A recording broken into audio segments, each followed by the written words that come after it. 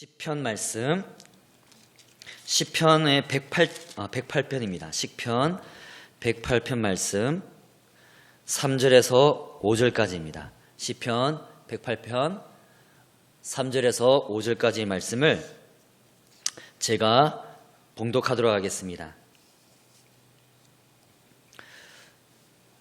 가정에 계신 분들 다 찾으신 줄로 믿고 제가 봉독하겠습니다. 시편 108편 3절에서 5절까지입니다. 여호와여, 내가 만민 중에서 주께 감사하고 문나라 중에서 주를 찬양하오리니 주의 인자하심이 하늘보다 높으시며 주의 진실은 궁창에까지 이르나이다. 하나님이여, 주는 하늘 위에 높이 들리시며 주의 영광이 온 땅에서 높임 받으시기를 원하나이다. 아멘. 오늘은 다윗의 시편의 말씀인데요. 3절에 보면 다윗이 내가 만민 중에서 주께 감사하고 문나라 중에서 주를 찬양하오리니 라고 이야기를 하고 있습니다. 다윗이 수많은 사람들 앞에서 정말 많은 나라 안에서 하나님을 전파하고자 하는 그 열정을 우리가 느낄 수가 있습니다. 그런데 이것이 굉장히 어려운 게 뭐냐면 여러분도 전도할 때나 하나님을 전파하거나 사람들 앞에서 찬양할 때 느끼셨겠지만 많은 사람들이 지켜보는 가운데 그 많은 사람들 가운데서 하나님을 찬양하고 높여드리고 전파한다는 것이 쉽습니까? 굉장히 어렵습니다. 특히 우리나라 한국 사람들은 주변 사람 시선을 되게 의식 많이 하잖아요. 그래서 많은 사람들 앞에서 내가 하나님을 이렇게 전하면 또 이렇게 송축하고 높여드리면 저 사람이 나를 어떻게 생각할까? 저 직장 동료가 나를 어떻게 생각할까? 흔히 이렇게 생각에 빠지기가 쉽습니다. 우리나라 사람들의 특유의 습성일 수 있죠. 그래서 내가 혹시나 너무 튀는 행동은 아닐까 이렇게 걱정에 사로잡힐 수가 있다는 것입니다. 그런데 다윗 같은 경우는 그런 주변의 시선을 의식하지 않고 그 중심에 오직 하나님을 찬양하고 하나님께 영광 돌리기 위한 그 열정으로 똘똘 뭉쳐져 있음을 우리가 볼 수 있습니다. 그런데 다윗이 이런 열정에 휩싸일 수 있는 이유는 바로 4절에 있습니다. 4절에 보면 주의 인자하심이 하늘보다 높으시며 주의 진실은 궁창에까지 이르나이다 이렇게 되어 있거든요. 그러니까 이 인자하심과 진실하심, 즉 하나님의 인자하심과 하나님의 진실하심에 대해서 다윗이 감동받고 또 체험을 해서 감동받은 부분이 있기 때문에 하나님을 사랑하는 마음으로 찬양하고자 하는 열정으로 똘똘 뭉쳤다는 것입니다. 자, 이렇게 다윗이 하나님을 사랑하고 높여드리고 싶어하는 그 마음이 똘똘 뭉친 다윗이 최종적으로 가지고 있는 목표가 있는데 그 목표가 뭐냐면 5절에 되어 있습니다. 5절에 보면 하나님이여, 주는 하늘 위에 높이 들리시며 주의 영광이 온 땅에서 높임 받으시기 원하나이다. 자, 바로 마지막 부분에 어떻게 되어 있습니까? 하나님이 온 땅에서 높임 받으시기 원한다고. 바로 하나님의 영광이 이 온 땅, 온 세계 가운데 높임 받으시길 원한다는 것이 바로 하나님을 사랑하는 다윗의 최종적인 목표라는 것을 우리가 알 수가 있습니다. 그런데 우리가 여기서 살펴볼 부분은 뭐냐면 여러분 아시겠지만 다윗이 일반 시인이 아닙니다. 시편을 썼다고 해서 일반 시인이 아니라 시인이기 전에 다윗이 누구입니까? 바로 왕입니다. 왕. 자, 우리가 왕의 특성을 생각해 보면 어떻습니까? 흔히 우리가 아는 왕들은 뭡니까? 자기가 죽고 나서 후대에 자기가 어떤 평가를 받을까 염려한 나머지 자기의 업적을 부풀리고 왜곡시키는 특성이 있지 않습니까? 우리가 흔히 아는 왕 중에 이집트 왕, 아수르 왕이 대부분 그렇습니다. 이집트 왕이나 아수르 왕들은 어떻게 했습니까? 자기가 전쟁에서도 졌는데도 불구하고 후대에 높임받고자 그 전쟁을 승리로 장식하지 않습니까? 그래서 비석이나 이런 것들을 세울 때 패한 전쟁을 승리한 전쟁이라고 비석을 쓰고 세우는 것이 흔히 우리가 알 수 있는 이집트 왕들의 습성이고 아수르 왕들의 습성이었습니다. 그런데 다윗은 그런 왕들의 습성과는 다르게 자기의 어떤 업적을 부풀리고자 하는 그런 것이 아니라 오로지 하나님의 이름을 높이고자 하는 그 열망과 열정에 휩싸였다는 것을 오늘 우리가 본 시편을 통해서 우리가 알 수 있지 않습니까? 자, 그런데 여기서 정말 중요한 대목이 있습니다. 여러분, 이 대목에서 여러분 집중하셔야 될 것이 뭐냐면 이 다윗의 위대한 행보에 대해서 오늘날 우리가 도전을 받아야 됩니다. 자, 어떤 부분을 도전받아야 되냐면 다윗은 신약 사람입니까? 구약 사람입니까? 구약의 인물입니다. 구약의 인물인데 구약의 인물들은 모두가 다 율법의 흐릿한 빛 가운데, 자 여러분 집중하십시오. 제가 뭐라고 이야기했습니까? 율법의 흐릿한 빛이라고 했습니다. 다윗은 율법의 흐릿한 빛 가운데 살았던 사람입니다. 제가 왜 흐릿한 빛이냐고 하냐면 여러분 바로 다윗 시대, 이 구약 시대 사람들은 복음을 전수받지 못했습니다. 그들이 그리스도를 알았나요? 몰랐습니다. 복음을 알았나요? 몰랐습니다. 율법의 그늘 아래 살았던 사람들입니다. 그래서 제가 이 말씀을 드리는 것입니다. 그들은 복음을 알지 못했고 예수님의 말씀을 오늘날 우리처럼 묵상하고 읊조리고 그랬던 사람들이 아닙니다. 그리고 오늘날 우리는 어떻습니까? 예수님의 기적을 알고 그분의 사역을 알고 그분의 십자가의 고난을 알고 구원을 알지 않습니까? 그런데 다윗이 그것을 알았나요? 몰랐습니다. 오로지 다윗은 구약시대 사람으로서 율법이 제시하는 그 흐릿한 빛 가운데 살았다는 것입니다. 그런데 그 반면 우리는 어떻습니까? 신약시대 사는 사람으로서 예수님의 전체 복음을 다 알고 있고 오늘도 우리는 이 말씀, 예수님 말씀을 읽고 묵상했던 사람입니다. 그렇기 때문에 우리는 신약의 환한 빛, 정말 광채가 빛나는 그 빛 가운데 살았던 사람입니다. 그러면 정말 환한 빛 가운데 우리 살고 있는 우리와 흐릿한 구약의 빛 가운데 사는 다윗과 또 구약시대 사람은 완전히 대비되는 사람들입니다. 그런데 재미있는 것은 뭐냐면 우리가 히브리서를 볼 텐데요. 히브리서 11장 39절에서 40절을 볼 텐데 이 부분은 자 여러분 PPT 한번 봐주십시오. 공동번역으로 보겠습니다. 제가 왜 공동번역을 준비했냐면 이 부분만큼은 공동번역이 더 이해를 잘 돕고 있기 때문입니다. 제가 읽겠습니다.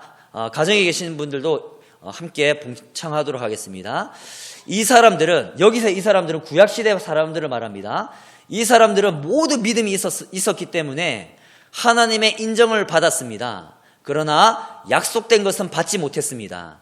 하나님께서 우리를 위해서 더 좋은 것을 마련해 두셨기 때문에 그들은 우리를 제쳐놓고는 결코 완성에 이르지 못하게 되었던 것입니다. 자, 이것을 설명해 드리면 뭐냐면 이 공동번역에 보면 하나님께서도 이 구약시대 사람들, 율법의 흐릿한 빛 가운데 살았던 이 사람들도 일단은 믿음은 있었기 때문에 인정했다는 것입니다. 그들도 일단은 믿음이 있었기 때문에 인정했는데 무엇이 문제입니까? 그러나 그들은 약속된 것을 받지 못했다고 합니다. 그 약속된 것이 무엇입니까? 바로 예수 그리스도 구세주의 복음입니다. 그들이 예수님을 알지 못했고 예수 그리스도의 복음을 경험하지 못했다는 것입니다. 그렇기 때문에 바로 그 뒤에 나오는 구절에서 뭐라고 합니까? 하나님께서 신약시대에 정말 찬란한 빛 가운데 있는 우리들을 제쳐놓고는 그 구약시대 사람들을 완성에 이르지 못하게 했다는 겁니다. 이것을 쉽게 말하면 뭐냐면 우리가 신약의 찬란한 빛을 받았기 때문에 우리는 신약의 완성된 복을 받았지만 구약시대 사람들은 예수님을 알지 못했고 체험하지 못했고 그 복음을 읽지도 듣지도 못했기 때문에 그들이 아무리 위대한 사람일지라도 완성에 이르지 못했다는 것을 이 히브리서 기자가 이야기하고 있다는 것입니다. 그래서 그들 중에 어느 정도 지각이 있었던 사람은 요 정도까지는 알았습니다. 어느 정도까지냐면 우리 후대에 먼 훗날에 어떤 위대한 왕이 나올 것이다.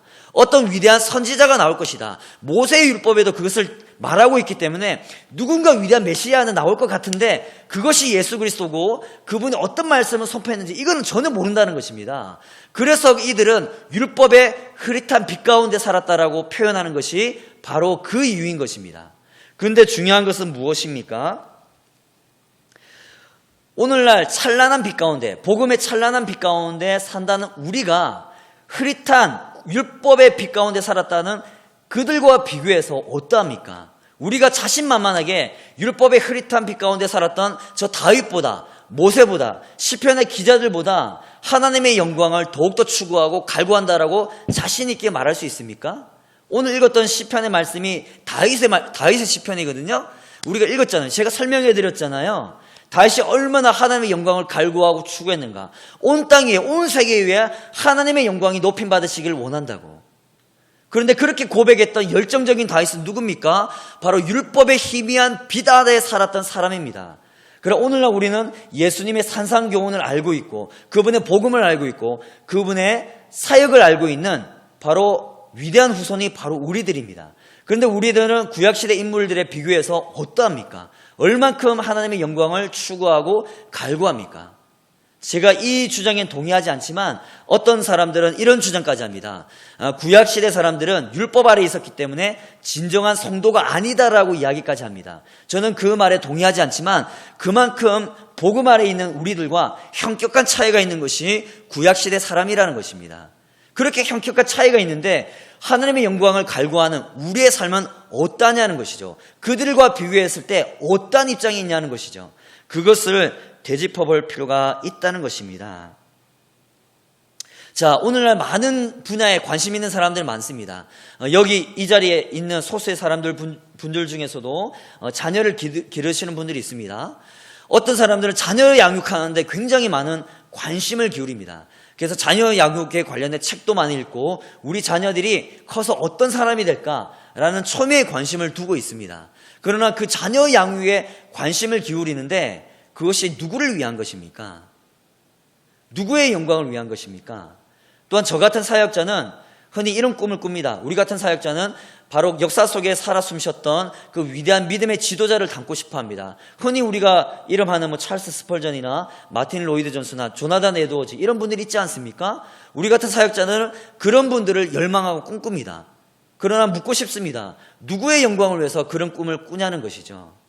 우리가 아무리 위대한 꿈을 꾸고 우리가 아무리 좋은 목표를 세워도 그것이 하나님의 영광과 직결되지 않는다면 그것은 이기적인 동기, 이기적인 욕망에 불과하다는 것을 우리가 깨달을 필요가 있습니다.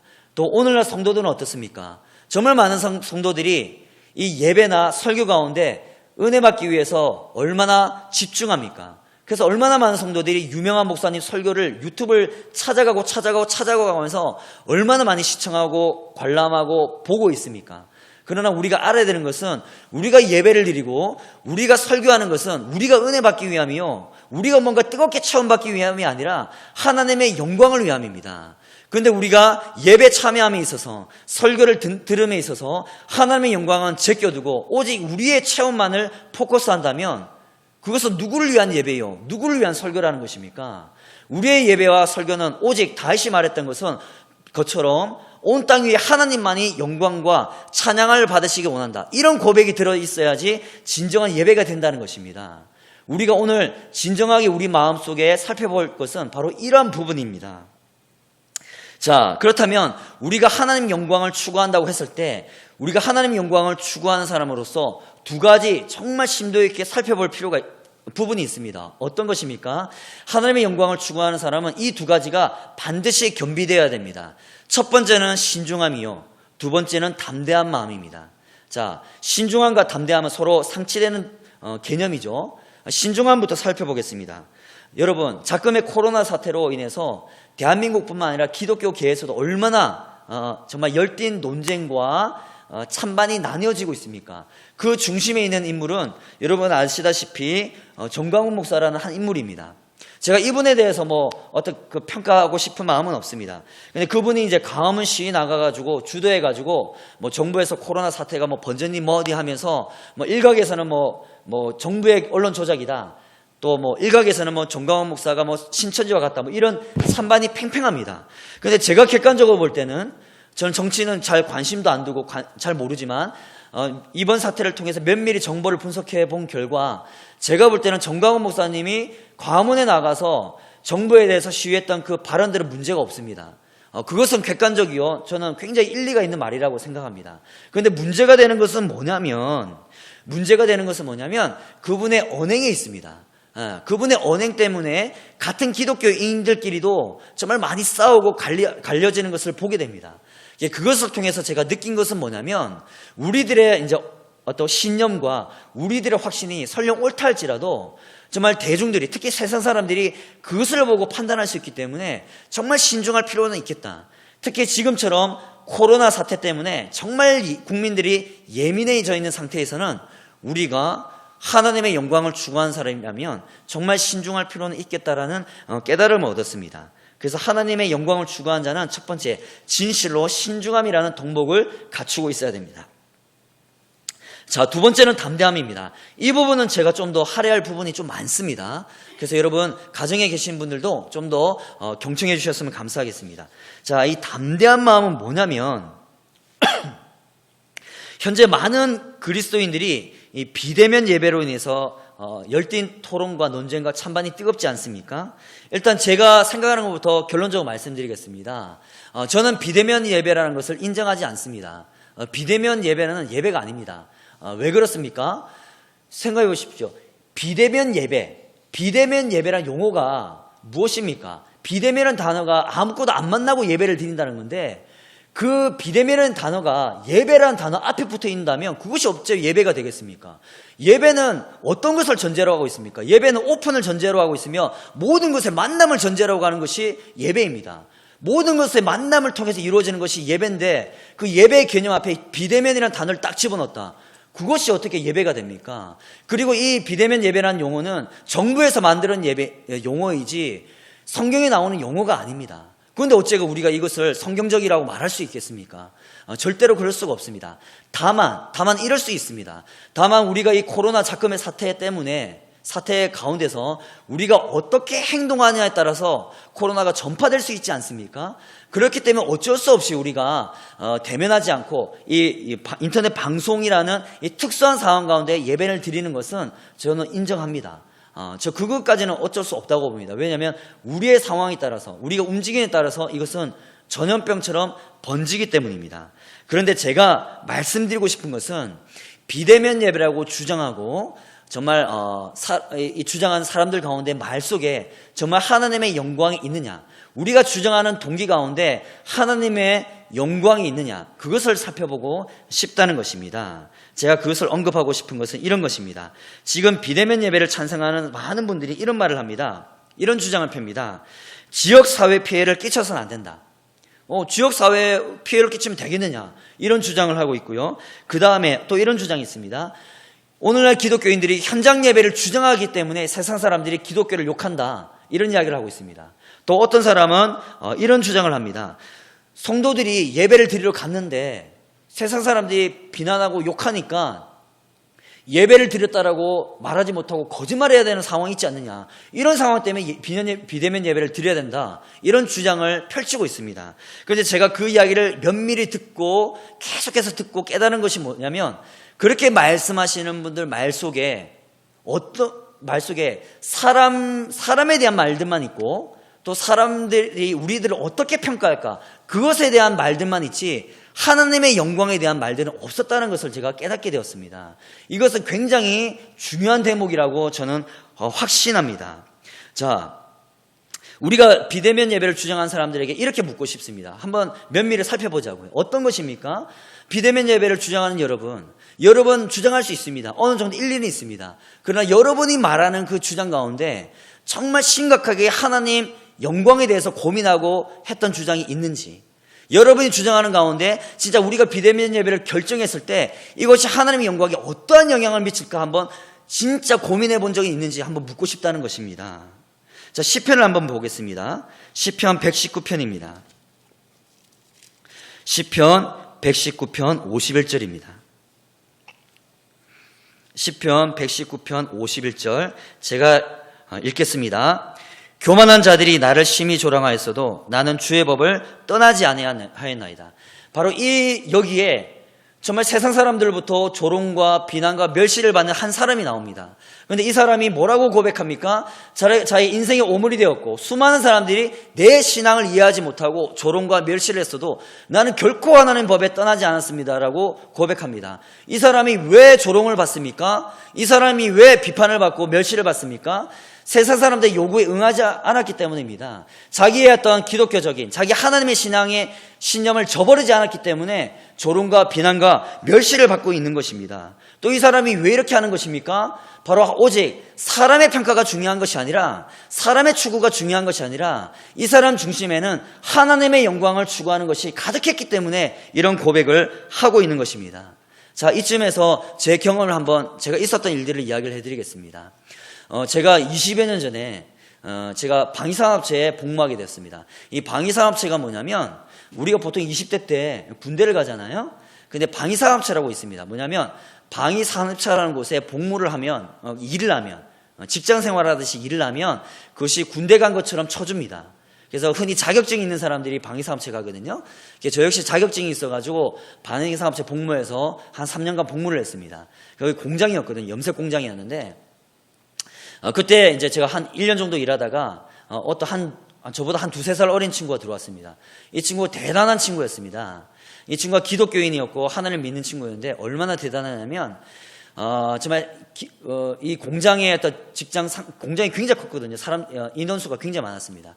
그래서 그 공장의 상사라든가 책임자들이 야, 일요일날도 나와, 너 일해 이러면 절대 안 나갑니다. 그리고 술을 우리가 회식할 때 마시잖아요. 안 마시고, 그리고 직장 동료들 또 제 친구들한테 형들 예수 안 믿으면 당장 지옥이야 이런 말을 하고 다니는 겁니다. 그래서 이 공장 안에 화제가 되었습니다. 내 친구들이, 저랑 같이 복무하는 친구들이 야, 저 이상하다, 야, 내가 예수 안 믿었다고 지옥 가?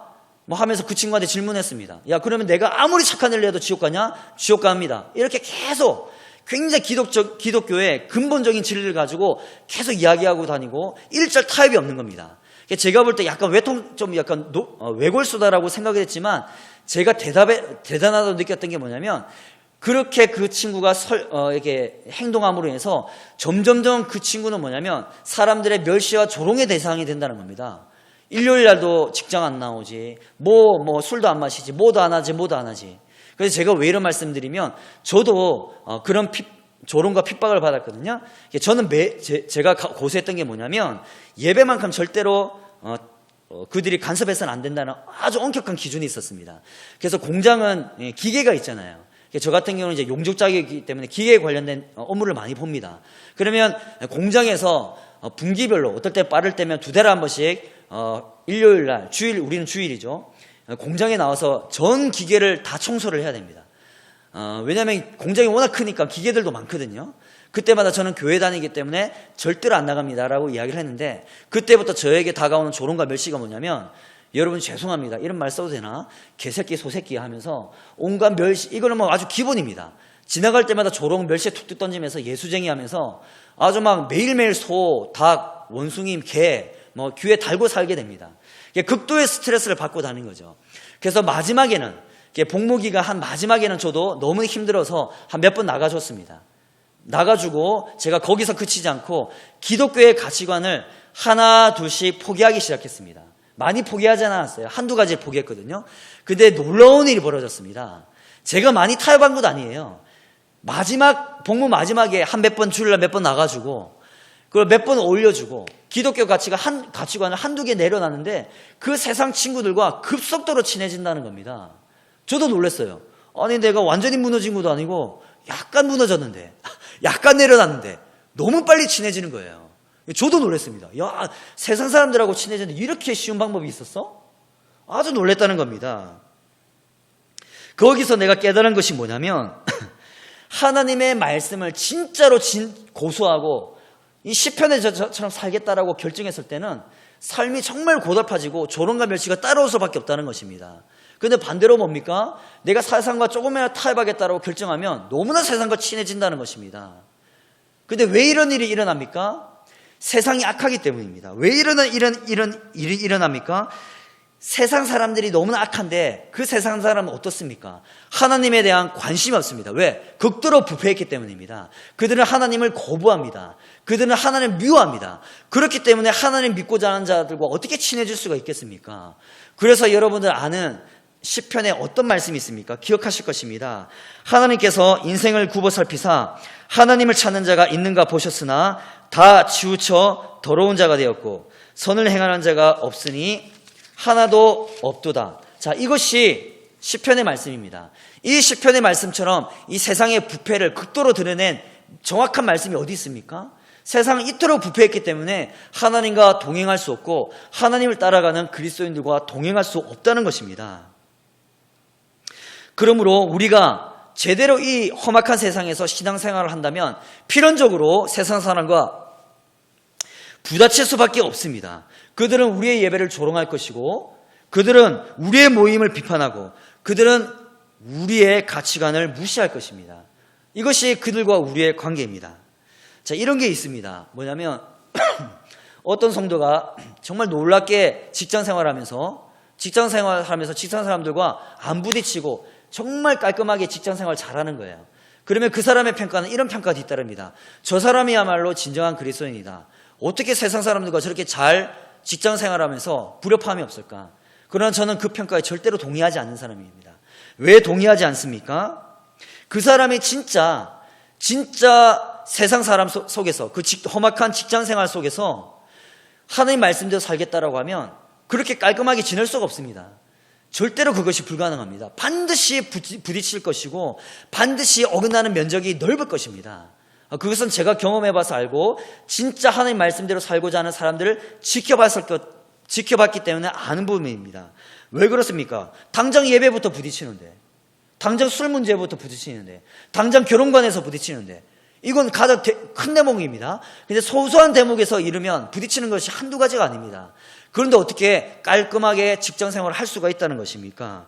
그래서 저는 그렇게 직장생활에서 깔끔한 사람일수록 오히려 거짓 그리스도인일 가능성이 많다라고 저는 보고 있는 입장입니다.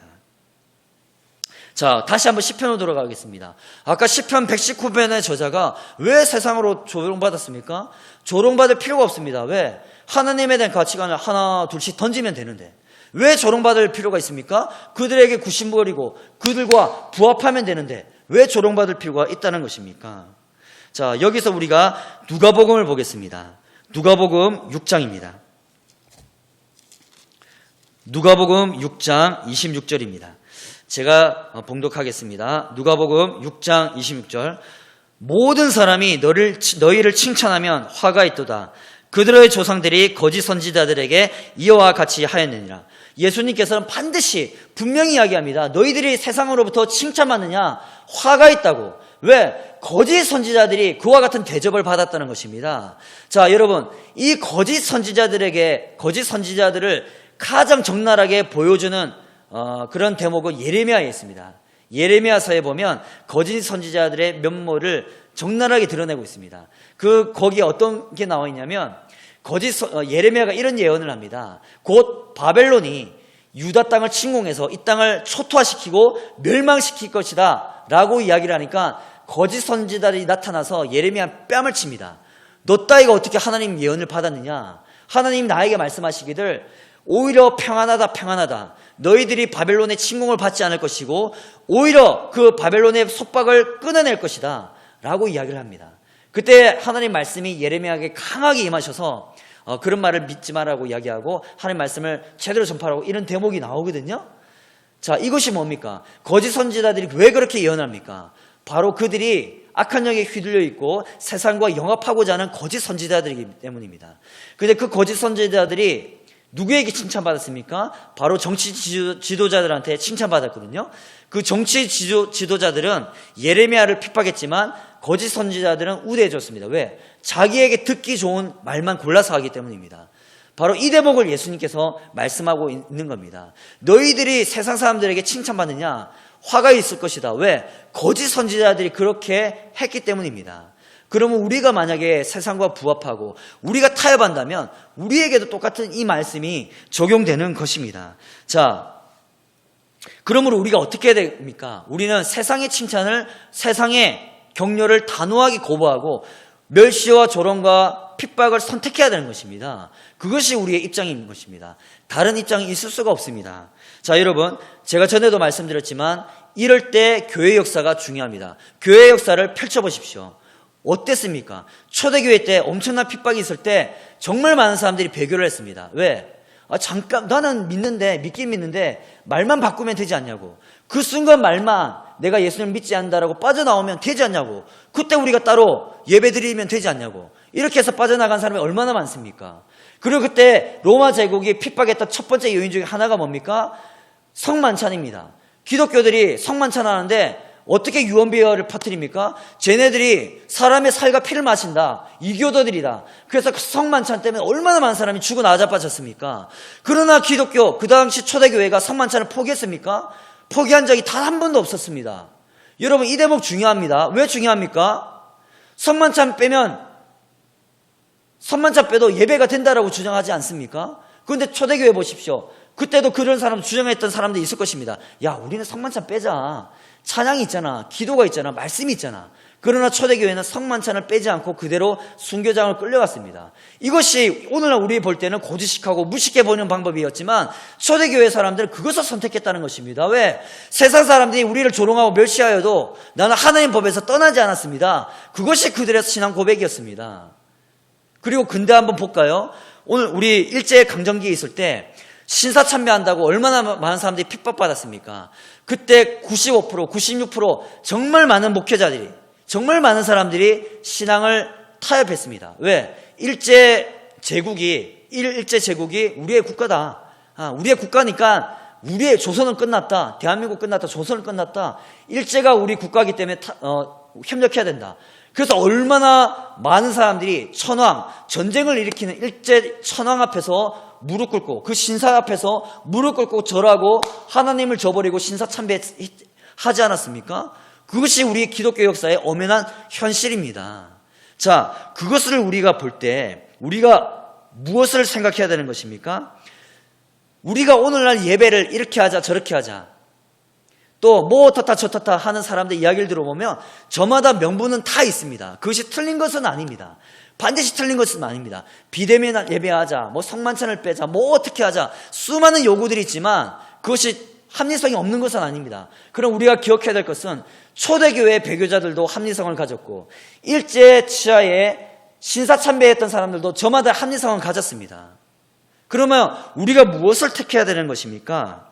우리 마음속에 우리가 주장하는 수많은 주장 가운데 진실로 우리가 주장하는 그 주장 가운데 하나님의 영광을 추구하기 때문에 그런 주장이 나왔는지 아니면 사람을 두려워해서 사람에게 인정받아야 되니까 사람에게 칭찬받아야 되니까 내가 그런 주장을 하는지 그것을 살펴보자는 것입니다.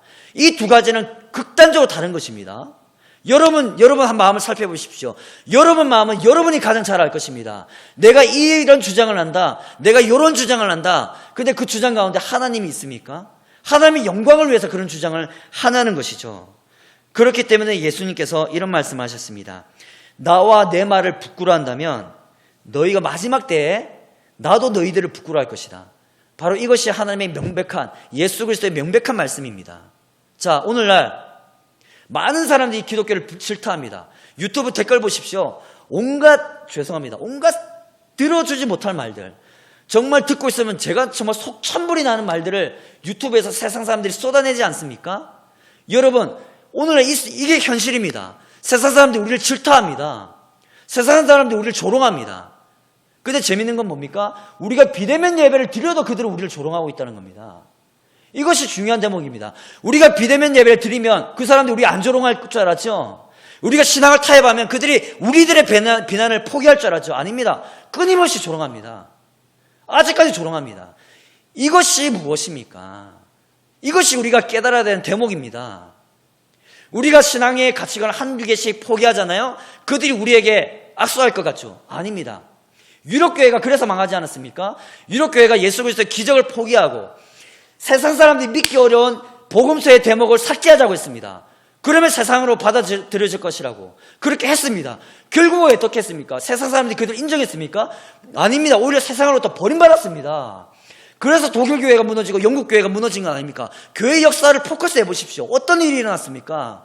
오늘 비대면 예배를 주장하는 많은 사람들이 있습니다. 그 사람들 주장하는 게 있습니다. 이렇게 하면 지역사회 발전이 될 것이라고, 우리가 그렇게 하면 세상 사람들에게 비판을 받지 않을 것이라고, 그렇게 하면 우리가 직장생활 편할 것이라고. 그렇게 해보십시오. 편한가?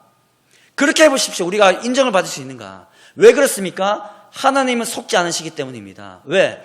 우리가 그런 주장하는 동기가 무엇입니까? 우리가 그렇게 주장하는 동기가 진짜 하나님의 영광을 위한 것이냐고요. 다윗처럼 온 세상에 하나님의 영광이 높임받기를 원한다는 그 뜨거운 하나님의 영광만을 위한 그 추구하는 그 갈급한 마음이 우리 마음속에 중심이 있기 때문에 그런 말을 하는지, 아니어서 그런 말을 하는지, 그것은 오직 하나님만 아실 것입니다. 그렇기 때문에 우리가 지금 이 시간 결론적으로 선택해야 될 것은 그 어떤 비난과 멸시가 있어도 하나님의 영광을 추구하고자 하는 뜨거운 마음을 포기하지 않고 사람을 두려워하지 않고 담대하게 나아가야 되는 것이 오늘 성경이 주장하고 있는 강력한 주장이라는 것입니다. 오늘 금요기도회인데요. 우리가 다시 한번 찬양하면서 기도를 시작할 때 정말 우리가 한번 되짚어 볼 필요가 있습니다. 우리가 하는 행동 하나하나, 우리가 말하고 주장하는 행동 하나하나가 진짜 다윗처럼 하나님의 영광을 추구하기 때문에 나온 이야기인지 아니면 사람을 두려워하기 때문에 나온 주장인지 한번 되짚어 보면서 찬양하고 기도하시기를 부탁드리겠습니다.